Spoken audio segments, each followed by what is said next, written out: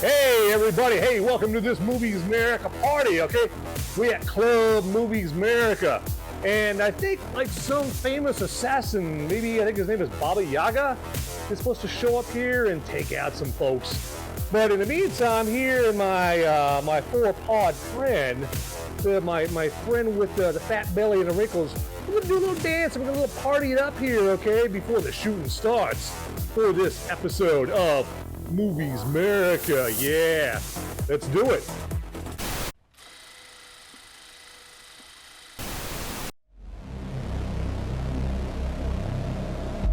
In a world where the number of movies available is great, but many are so bad, you'll learn a new definition of hate. One man sifts and reviews through the movie sludge. One man will be the movie cop, jury, and judge. He goes by many names, but you know him by Movies Merica.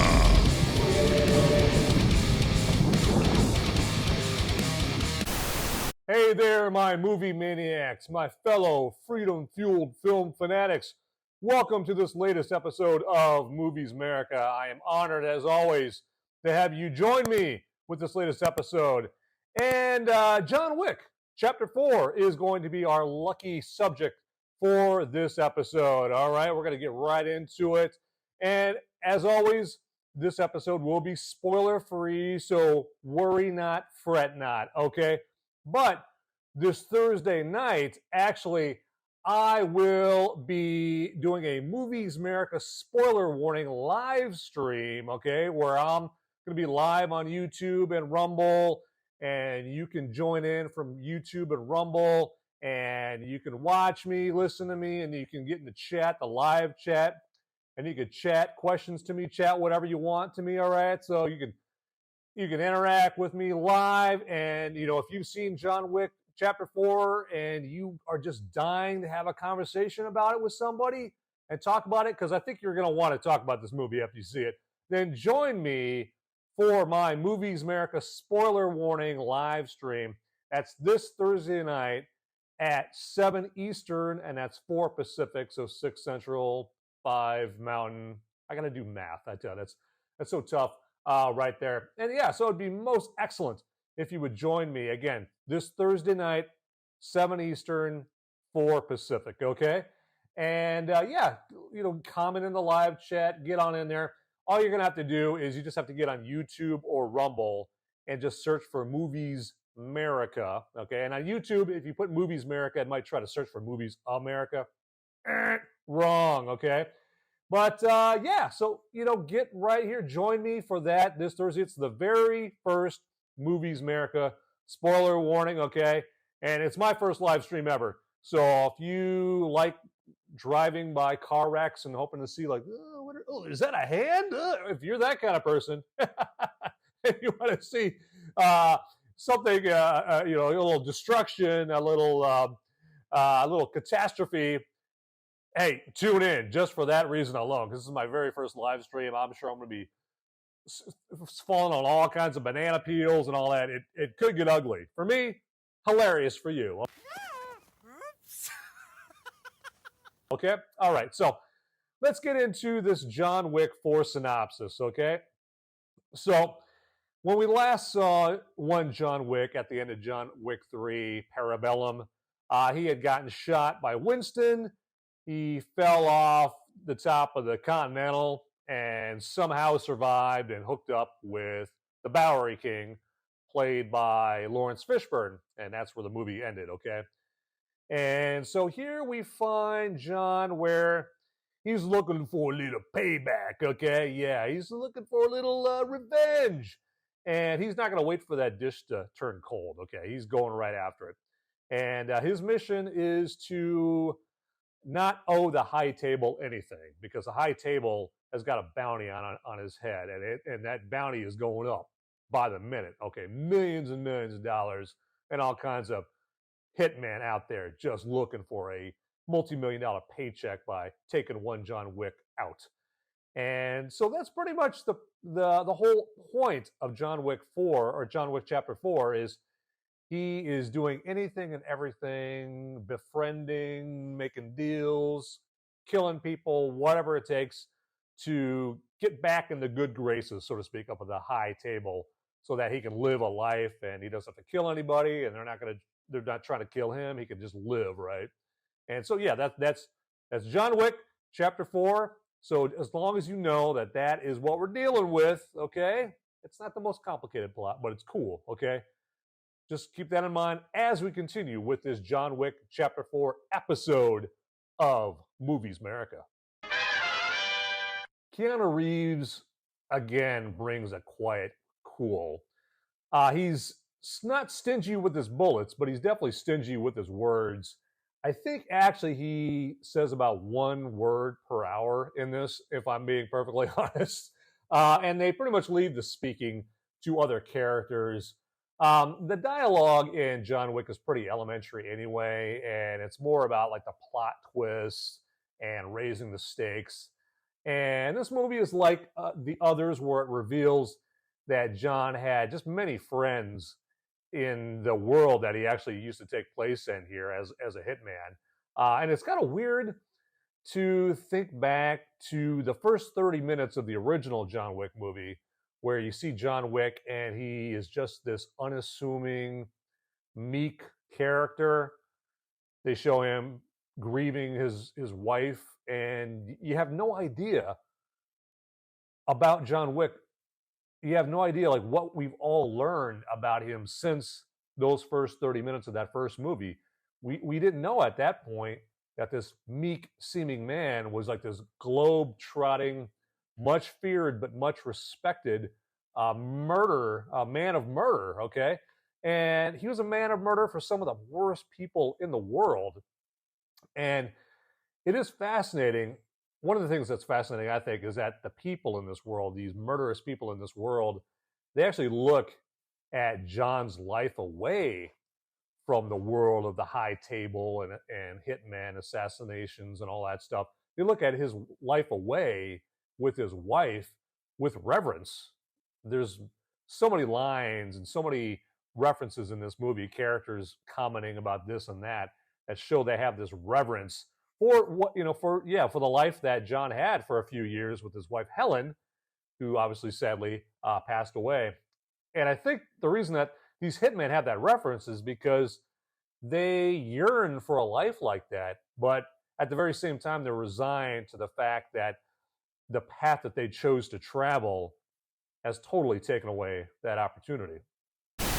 Now, John Wick Chapter 4, it's better than movies like Die Hard and Mission Impossible Fallout in terms of the scope of the action set pieces and then the fighting within. Now, however, as an overall movie, it's not quite as good, but it's very close, okay? It's not a distant movie in quality to Die Hard or Mission Impossible Fallout or the Mission Impossible franchise as a whole. It's very, very close.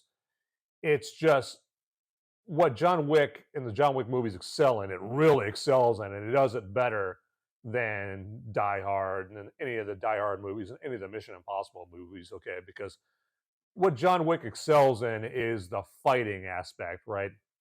Because the reason the fighting is assuredly better in the John Wick movies as opposed to those films is because the director, Chad Stahelski, he's a black belt in judo, and I'm sure he knows other martial arts as well.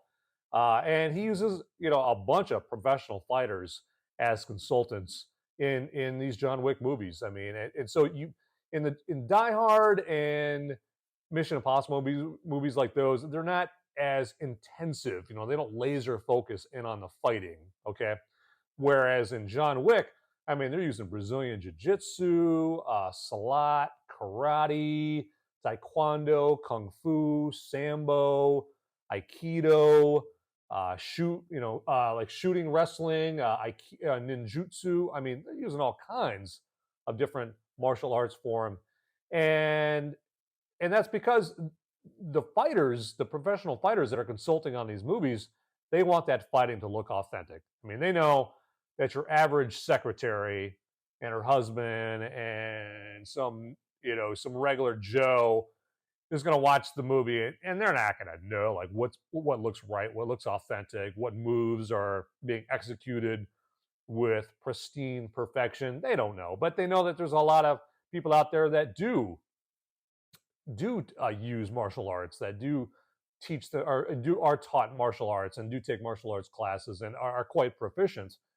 And especially in this age of MMA, UFC being big, that put a real shot in the arm to like Brazilian jiu-jitsu, uh, you know, teaching centers, I guess, for lack of a better way of putting it, dojos, if you want to call them that. And a lot more people than say 25 years ago can tell, like, oh yeah, is that twist move in Brazilian jiu-jitsu, was that done correctly, or did someone just kind of half-ass it, right? And so the fighting consultants for the John Wick movies, they not only want to see the fighting look authentic, they want it to be seen. Okay, there's no frantic, spastic, quick jump cuts in the John Wick movies like there is in the Jason Bourne movies or anything from Oliver Megaton, like the Taken movies with Liam Neeson, because Liam Neeson's an old man and he can't fight, so they know they had to do all these jump cuts to cover that up. But not with John Wick, because you're talking about seasoned pro fighters that are in this movie and are choreographing this movie here. And Chad Stahelski, the director, he was Keanu's stunt double in all the Matrix movies, and he knows what he's talking about. He knows what he's doing when it comes to the fighting. And they want you to believe what you see in these long, sustained fight scenes. I mean, personally, I love them. The weaponry used in this movie is extraordinary. I mean, you have katanas, throwing stars, nunchucks, bows, of course, guns of all shapes and sizes. And I have to say, the sweetest handgun that I see John Wick use in this is a Charon Tactical Innovations 9mm Pit Viper that Laurence Fishburne just does this hilarious, loving monologue all about, just going through the finer points of the Charon Tactical Innovations Pit Viper 9mm.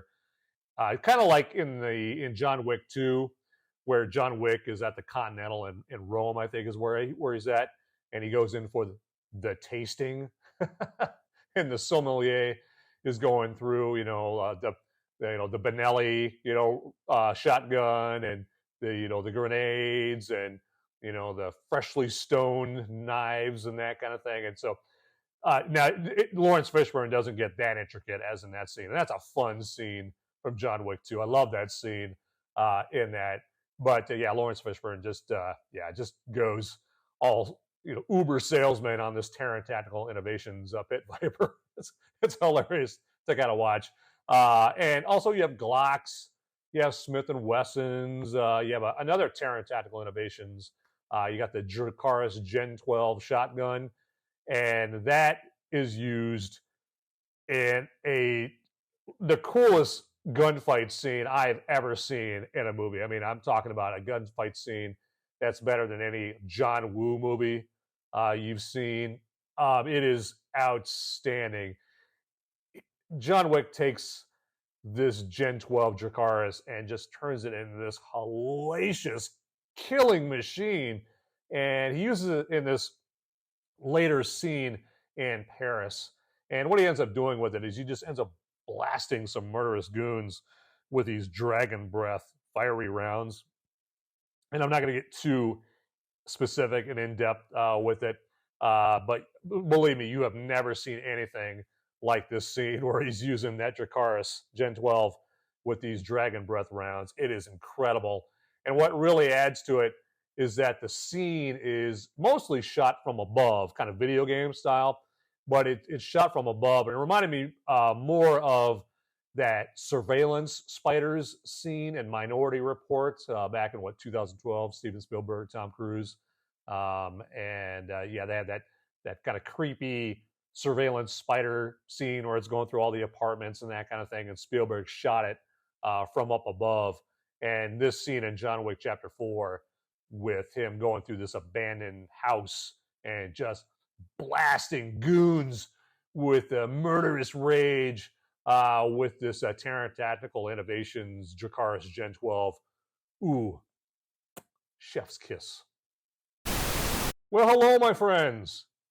All right, you're still here. And hey, since you're still here, and I definitely appreciate that, hey, while you're still here anyway, you might as well, let me give you a little homework here. It's going to be very easy homework. And the homework is just hit the like button down there, hit the subscribe button down there, and then hit that notification bell down there, right? It's right down there, just begging for you to click on that bell. And that way you get notifications when a brand new Movies Merica episode is all available, especially for you, just for you. Well, and then everybody else that hits the notification bell as well, okay?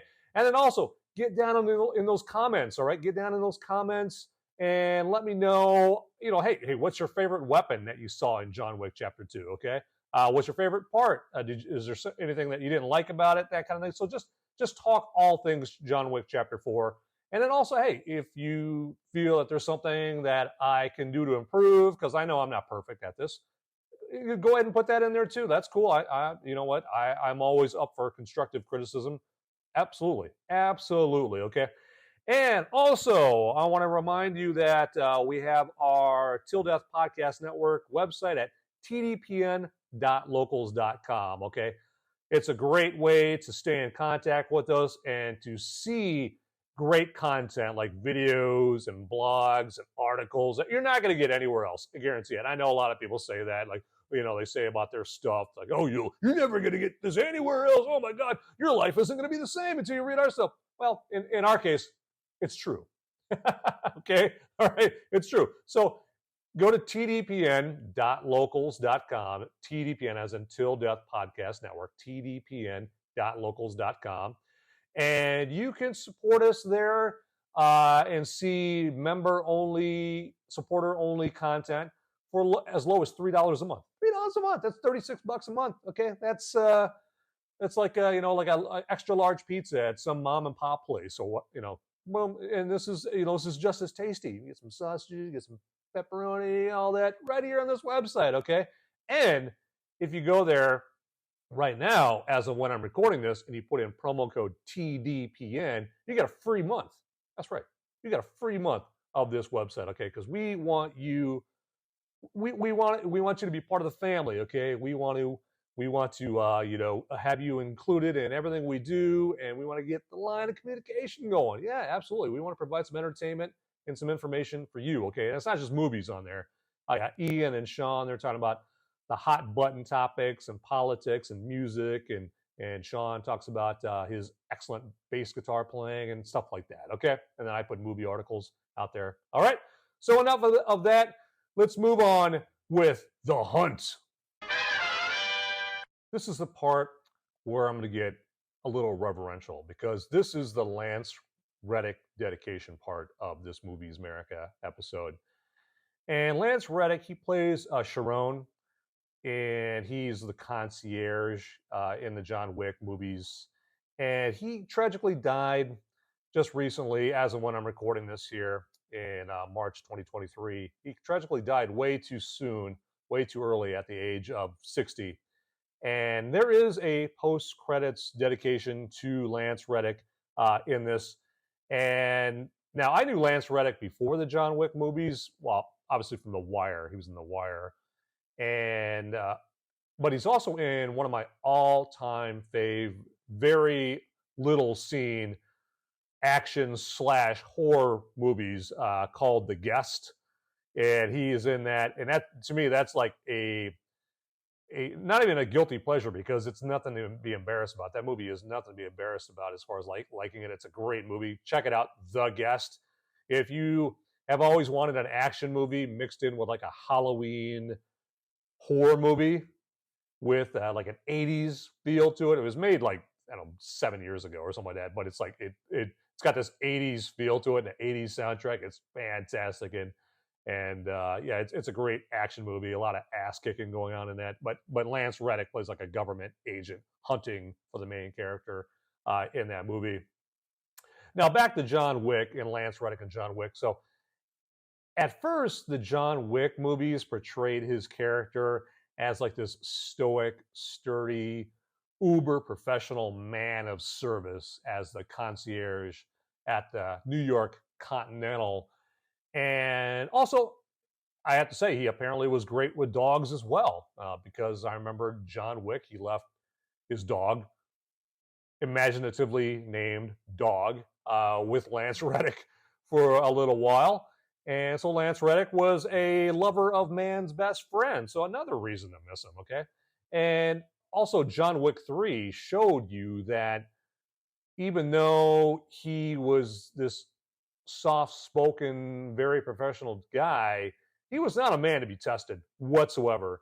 Because at the end of John Wick 3, you saw him. He was assisting. He was helping John protect the Continental in New York. And you saw in that Charon, he knew his way around an arsenal just like the back of his hand. So pour one out for Lance Reddick, gone too soon. Bill Skarsgård, he just absolutely chews up the scenery in this movie as a villain that's very Bond villain-like in this, okay? And he's very slick in this, and he's very authoritative. But Bill Skarsgård, yeah, he knocks it out of the park here. And in this movie, he doesn't have the luxury of being dressed up as a demonic clown like he did in the It movies when Bill Skarsgård played Pennywise, okay? So he doesn't have the luxury of the demonic clown suit and visual effects to help him out.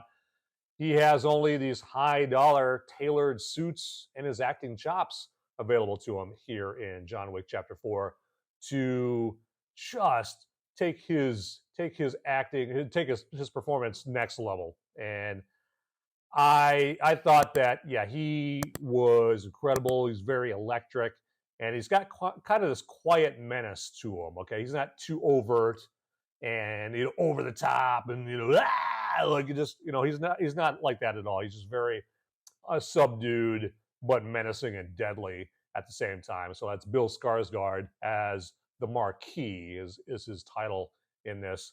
And his character in this is the exact opposite of his character in the movie Barbarian that came out, I think, last year or the year before, which it's a horror movie, and totally the polar opposite of that movie. And if you haven't seen Barbarian, side note, see Barbarian now. Now, don't watch it with the kiddies, okay? Unless you want to scar them for life, okay? Don't do that. Now, this role in John Wick Chapter 4 is actually closer to his villainous role in the Netflix series Hemlock Grove, where I think he either played a vampire or a werewolf. I can't remember which one it was, but he was up to no good, that's for sure. Now, the one knock on Bill Skarsgård that I will say in this movie is that his French accent could use some work, okay? But his conversational cadence and tone makes him look slick and sleazy at the same time. A kind of a slimy character. And to be honest, there is one plot point with this character that I was disappointed by, and I'm not going to say that here because it would spoil the movie, but I will be talking about it in my Movies Merica spoiler warning live stream coming up again this Thursday night at 7 Eastern, 4 Pacific. That's 6 Central, 5 Mountain Time, okay? On YouTube and Rumble, okay? So join me then to find out about this little Bill Skarsgård Marquis point and all kinds of other spoilers, all right? Because we are going to discuss some John Wick Chapter 4.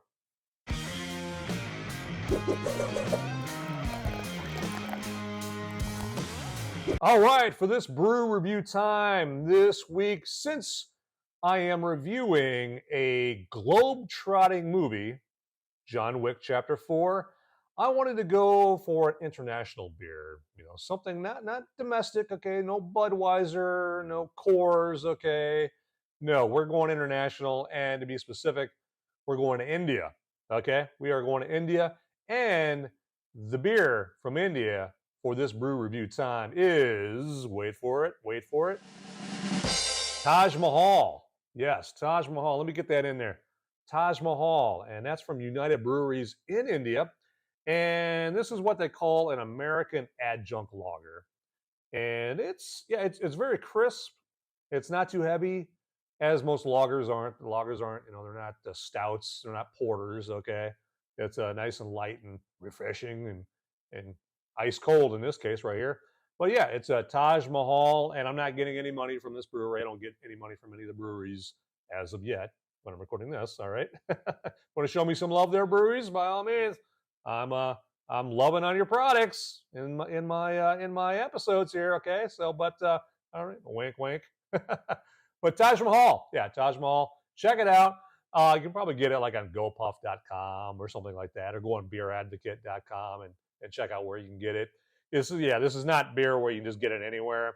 I'm lucky I'm in an area with a total wine and spirits store that has like 7.3 million types of different beer you can get. And so that's where I can get me some Taj Mahal, okay? So I'm gonna take a little tug off this bad boy instead of yapping about it.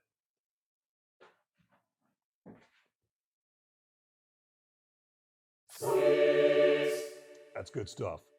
All right, let's get back to our globe-trotting John Wick, Chapter 4.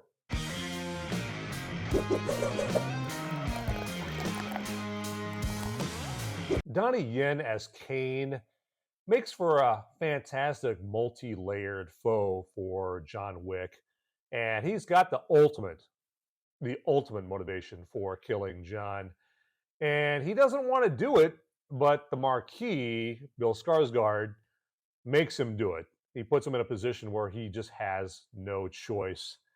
And the writers making this character blind, it just gives them all kinds of inspiration to come up with all kinds of interesting tactics and ingenious devices for Donnie Yen's Caine character to use to compensate for his blindness. Now, I'm not going to give the tactics and the devices away, but for one of them, just think the word doorbell. I'm just going to leave it at that, okay? And Donnie Yen is a formidable killer and is very deadly because, as we all know from Rutger Hauer and Blind Fury and Stephen Lang in the Don't Breathe movies, the visually impaired are the very best at impairing your ability to breathe, okay? To impair your ability to continue living, okay? And and I particularly remember Rutger Hauer in Blind Fury from back in, I think, 1989. That is another underappreciated cult classic. So check out Blind Fury for that. And also, along the course of the movie, you do learn how he was blinded. Again, obviously, I'm not going to say that. I might mention it in the Movies Merica spoiler warning on Thursday night. And to be perfectly honest, and with all due respect to Donnie Yen's Caine character, I actually thought that Mark Dacascos's character of Zero in John Wick 3 Parabellum was a little bit more formidable. I think his fighting style was a little cooler, and just the fact that he just came off as like more psychotic, and he really wanted to be of service. Okay, and so that makes him just that much more deadly and sinister, more than Donnie Yen's Caine character in this.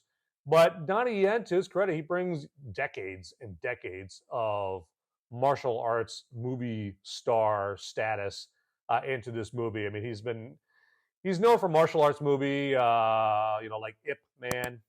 That's probably the Ip Man movies are probably his most famous movies, his most well known.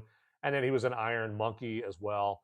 And then recently, most mainstream audiences probably know him as the blind guy in Rogue One, a Star Wars story, came out a few years ago.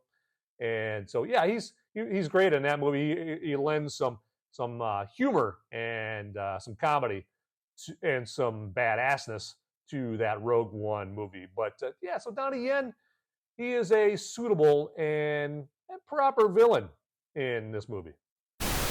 The only part that I didn't really like in the first John Wick movie, as did a lot of people, is when they killed John Wick's puppy. No, God! No, God, please, no! All right, that ticked me off. And obviously, they did that to get you blood drunk with rage, yearning for John Wick to pummel that puppy pummeler Yosef.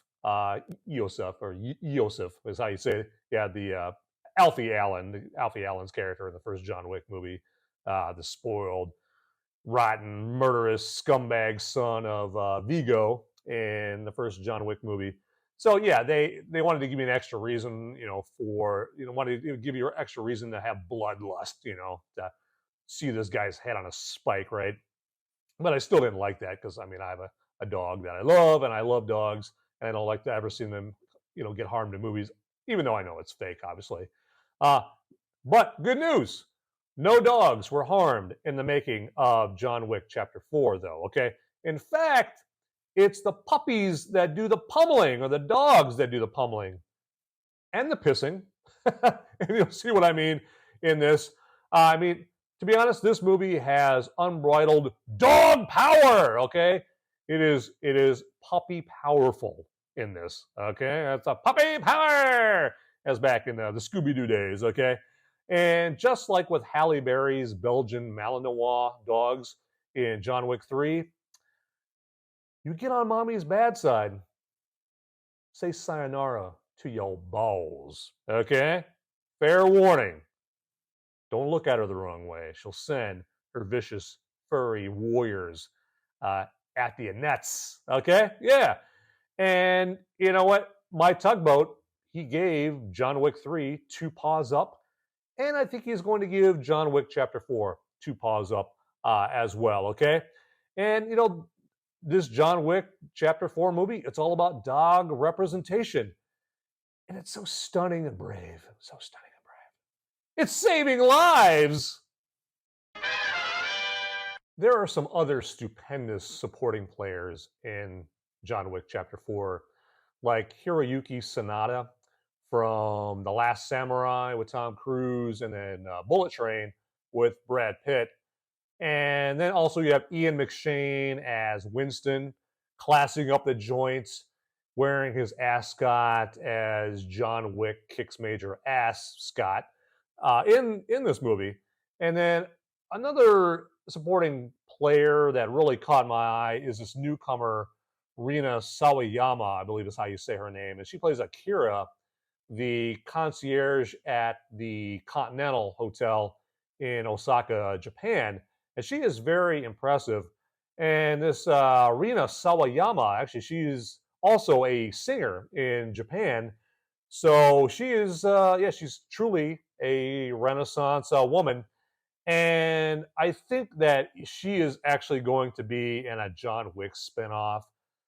It might be that spinoff Ballerina that they're doing with Ana de Armas, but she might actually get her own spinoff. I think she actually deserves it. I think she's worthy of it. She brings some dramatic gravitas to the movie, that's for sure. And then there's Scott Adkins as Killa. Scott Adkins is in a fat suit as Killa. And Scott Adkins is actually, he's like a really in shape MMA fighter slash movie star, action movie star. And he's also a fight consultant on the John Wick movies. But he puts on this fat suit, kind of like Brendan Fraser in The Whale, or Colin Farrell in The Batman as Penguin. And he's kind of got that Penguin look in The Batman to him. But Scott Adkins plays Killa in kind of this cartoonish Dick Tracy villain kind of way. And I'm impressed because I've seen Scott Adkins in his action movies, and like a lot of action stars, he's pretty dry. Okay, he's a little too stoic and pretty bland. He's got the acting performance of Melba Toast, basically. But in this movie, yeah, like I said, he hams it up as like this Dick Tracy kind of villain, and he pulls off a roundhouse kick while he's in a fat suit. Okay, and he looks like he's kicking John Wick's butt in this movie for a little bit. So that's Scott Adkins as Killa. There's also this actor that I've never seen in anything else. I believe you say his name is Shamir Anderson. and he plays Tracker, but in the movie, most of the time, he calls himself Mr. Nobody. He always tells everybody to call himself Mr. Nobody. And he doesn't really add anything to the movie, to be perfectly honest, except for his dog. His dog is awesome, but this character just doesn't really add anything. He's not very charismatic. Didn't really do anything for me. But you know what? Maybe he'll get better in the next movie if they have him back in the next movie. And last but not least, we have acting legend Clancy Brown. Yes, that Clancy Brown. Clancy Brown, as you remember him as Kurgan in Highlander, the greatest movie ever made, of course, and Starship Troopers. And then also he was in the Shawshank Redemption. He played like the lead prison guard that beat the crap out of the fat guy. His first night in there. He was in Buckaroo Banzai way back in 1984. And he played the guy with the cowboy hat. And I think he had a cowboy hat. I could be wrong. Don't quote me on that.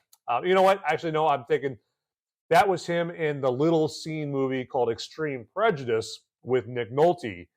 And he played like one of the Green Berets, one of the Special Forces operators in Extreme Prejudice. And in that, Clancy Brown wore a cowboy hat. Check out Extreme Prejudice. It's hard to find, though. It's very, very, very hard to find. But but back to John Wick Chapter 4 and Clancy Brown. In this movie, he plays a character called the Harbinger, and he works for the High Table. And you see him mostly in scenes with the Marquis. But lucky for Clancy Brown, towards the end of the movie, his character, the Harbinger, actually gets to look like a Catholic priest at the end. It's kind of cool, and that's one thing that I've noticed about this whole world that is built in John Wick, the High Table. It just kind of reminds me, with all its ceremony and rules and that kind of thing, and the locales, the posh, opulent locales. It kind of reminds me of the Catholic Church. But yeah, what a cast in John Wick Chapter 4. All right. Hey, if you're still here, congratulations to you. Okay, I appreciate you still being here and hearing all my takes and opinions about John Wick Chapter 4. And again, I would just ask you, pretty please with sugar on top, all right? If you would hit the like button down there, the subscribe button, and the notification bell, okay, to get those notifications whenever a brand new piping hot episode of Movies Merica is all ready for you. Sorry, I got the beer burps from that Taj Mahal. It is tasty, but as like most beer, for me, it gives me the burps. Okay, I know. Real classy, I get it. All right, and also get into the comments section, like I mentioned before. Get down there and just communicate with me. I love the back and forth that we can have. I try to read all the comments that I get, and I like commenting to other creators out there, other people that have their shows. I love commenting to them and just having that one-on-one back and forth, because I'm not doing this for myself, right? I'm doing this to help people, okay? Now, obviously, I'm not a heart surgeon or a vascular surgeon. It's the same thing, I think. Or a veterinarian, okay? I'm not helping people out in that way. Those are much more important jobs than this, okay? But I'm just trying to provide information and the regular Joe take on movies that come out, okay? And so, yeah, so I like getting comments from people, okay? And again, hey, if you would go to tdpn.locals.com, and again, for right now, if you go there and put in promo code TDPN, you're going to get a free month, okay? And like I said before, you can support us there for as low as $3 a month, okay? That's dirt cheap, very dirt cheap. There we go. All right. Okay, so hey, enough of that. Let's continue on with this show. I gotta say, the soundtrack of this movie kicks, just like the recoil of all the guns. All right, Tyler Bates is back, and he's back with his electronic synth movie soundtrack, but actually with more orchestral flourishes in this than in the first three movies, to be perfectly honest. But yeah, the music is really pumping, especially in this Berlin club scene where he goes and he meets Killa, the guy in the fat suit. So in that Berlin club scene, man, that music is pumping, man. It's going to have your heartbeat just going, all right? And also any soundtrack with a track called Big Wick Energy is all right in my book. All right, absolutely. And there are some parts in this movie where I got some mild Hans Zimmer vibes from it. Tyler Bates is expanding his soundtracks and the tones and the sound he's going for, and it looks like he's borrowing a little bit from Hans Zimmer. So yeah, I did feel a little Hans Zimmer in this movie, which is okay. I mean, if we're gonna copy off of somebody, make it Hans Zimmer or John Williams, right? So, or Thomas Newman, James Newton Howard, some of the foremost, most popular composers of our time. And also, about the soundtrack, make sure that you see it in a theater if you have one available in Dolby sound, okay? Because if the soundtrack just comes that much more alive, along with the fantastic sound design, which I think this movie's going to win the Oscar for sound design. The Dolby sound in a theater just makes all of that just make it more booming and alive. It's just coming at you, and you're not falling asleep in this movie, not at all. Okay, and even at the beginning of the movie, they have John Wick. He's pounding on this fist board, and it really gets everyone's attention, because you know how it is in some movies.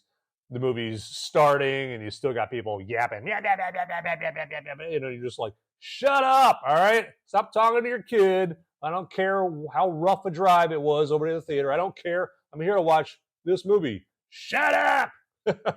And so they have a scene earlier in the movie where John Wick is like punching this fist board, and it's just boom, boom, and it just lets everybody know it's time to pay attention to the movie and shut the hell up. Okay, and so if you're watching this in a Dolby's theater, it's just going to hit that much harder. And also, you get John Wick radio in this movie, because you have this high table DJ in the Eiffel Tower, and that's going to make sense when you watch the movie. This high table DJ in the Eiffel Tower, spinning tracks that you can kill by. Okay, and that's later on in one of the later scenes in the movie.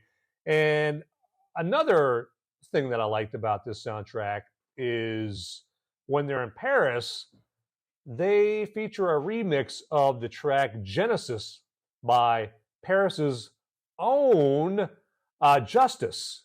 Now, Justice is like a popular French electronic group out there, and so Genesis was like a big hit, like back in 2007, 2008, because it was featured on some commercial. I can't remember what the commercial was for. I think it was a car commercial or something like that.